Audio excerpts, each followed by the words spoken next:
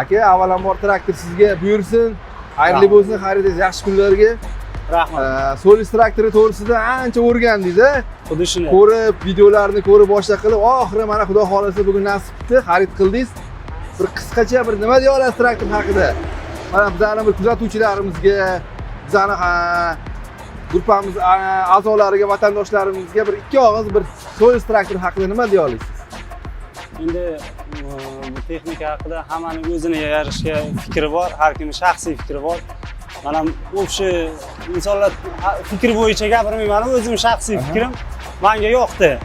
Endi to'g'ri boshqa traktorga nisbatan ozgina summasi darajasida balandroq turishi mumkin. Endi har bir narsani ham o'ziga yarasha narxi bo'ladi, sifatiga qarab yoki boshqa detalga qarab.